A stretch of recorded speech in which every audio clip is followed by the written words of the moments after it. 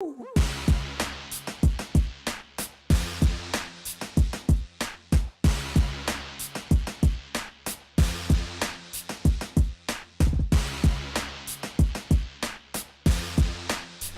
welcome to the Hopcast. Thanks for coming back, everybody. I'm Brad Chmielewski. My name is Ken Hunnemeder. No special guest. But we're special. We're always special. Very special at the moment.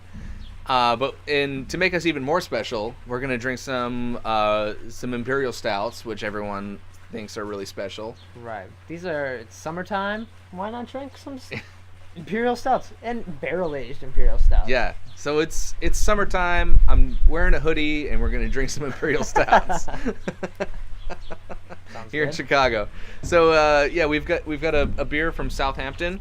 Their Imperial Russian Stout that is unbarrel aged, straight stainless.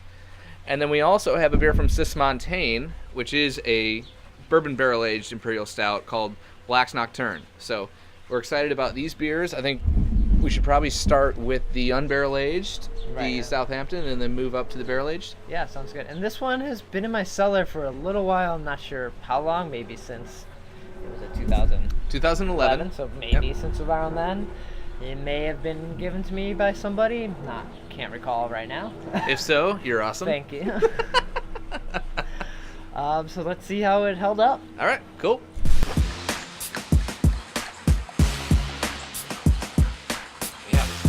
I think you poured this out, and the only way to describe this is dark as fuck. Yeah, this is probably the darkest beer I have ever seen in my life. I mean, look at that. The head looks like chocolate milk. Yeah. Ridiculous. Holy hell. So, a lot of specialty roasted malt in this beer, obviously. Mm-hmm. Smelling some roast on the nose. Yeah, a little tart too, which kind of worries me. Yeah, I can see some kind of like fruity character that perhaps shouldn't be there. Yeah. But we shall see. Let's see.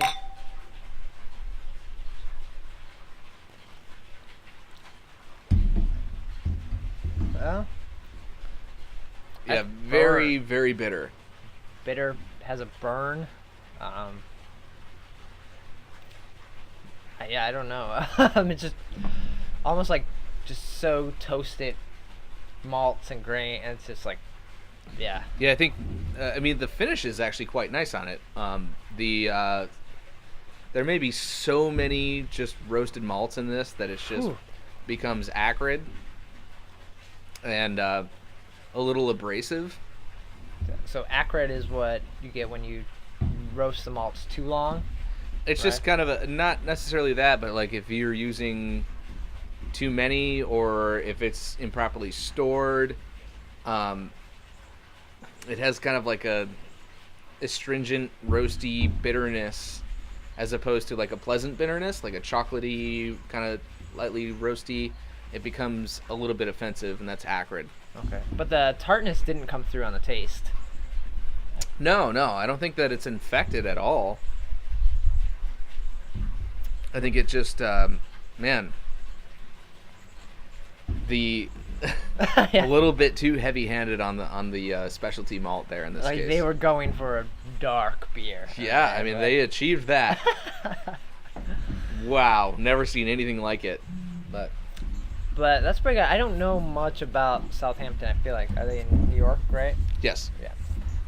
And bottle number 48 is 650, so I would guess that they're hand bottling that. You would have to assume that's a pretty small run of beer, 650 bottles. So sitting in the cellar for a little while and not really infected, so that's kudos to them on that. Yeah, and it makes you wonder, like, had we tried it in 2011, how bitter and roasty would this have tasted? You know? Right. So, but this is after 2 years of mellowing out for a little bit, and it's in your face. But that bitterness wouldn't really mellow out, right? Oh, it should. It yeah. should? Okay. Yep. Absolutely. Hops are going to round out. The roasty bitterness will round out. Everything's going to kind of smooth out over time.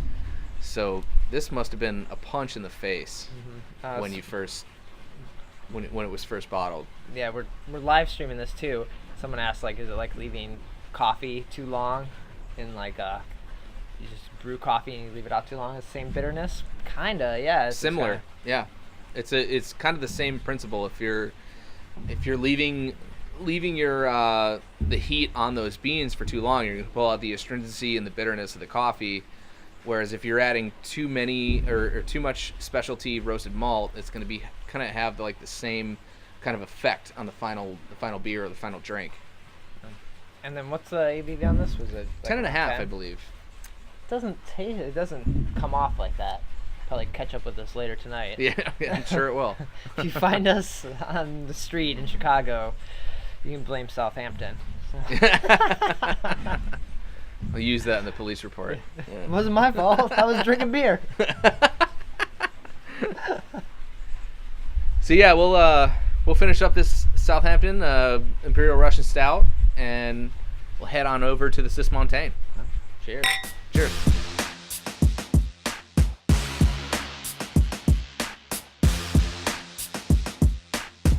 Finished up that Southampton, and now we're about to get some barrel-aged beer in us.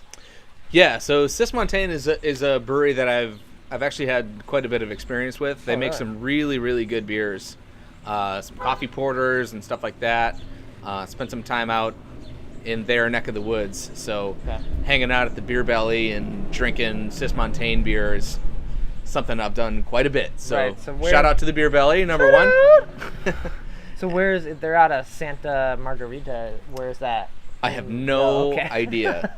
I don't get LA. I don't understand it, but like I know they're out that way. Okay. All right. Well, this is So you and they make good beer. That's what I know about them. So this is an Imperial Stout aged in bourbon barrel, and yeah, let's do it. 12%. Woo. All right. Here we go.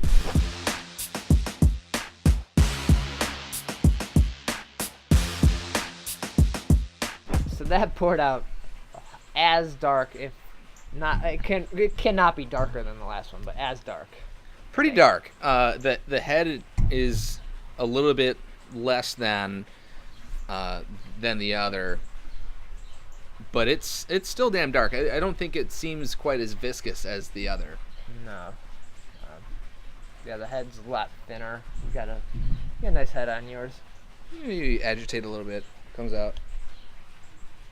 The aroma, definitely enjoy more. It's got that bourbon, a little more creamy.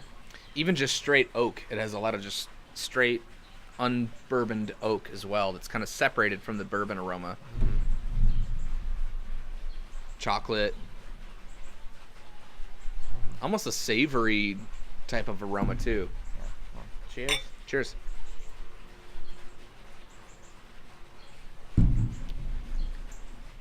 Oh, that's light. It is light on the palate. A lot of vanilla up front, a little bit of cherry following that. This is delightful beer. Nothing too abrasive about it. It's just kind of like smooth and mellow. I think a couple more sips in, you start to get some of that heat as your mouth gets used to the feel of the beer.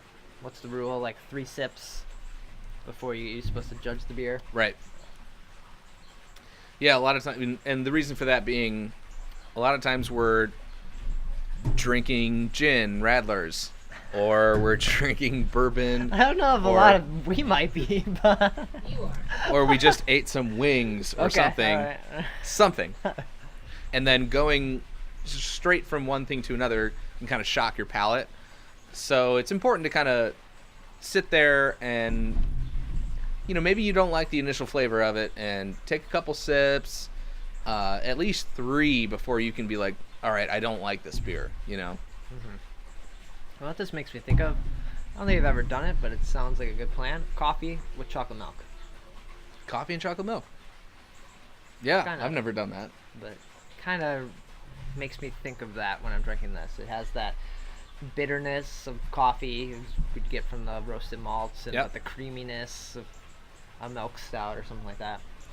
Yeah, because there's a lot of vanilla character, there's a lot of chocolate character, and certainly that bitterness up front. I see where you're going with that. You'll have to report back. Maybe you can make some ice cream or something too. Some ice cream.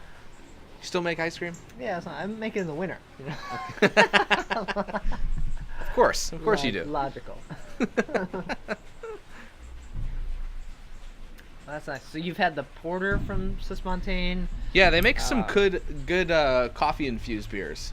Okay. That I've had over at the Beer Belly in LA, and just quite good stuff. Ran into one of the brewers at Fobab this past year, and it was kind of fun. Like they're kind of venturing into the barrel aged stuff, so they came out to Festival of Wood and Barrel Aged Beers here in Chicago, and we're hanging out trying all the stuff that, you know, a lot of people think originated in Chicago. So here's the place to be if you're looking to start a barrel age program. So it's one of the best festivals, and if you can get tickets for it, do it. They sell out really fast. I bet they sell out in minutes this year. It's become a monster. Like they've outgrown the one space, now they're into the new space, and it's still really, really hard to get a ticket.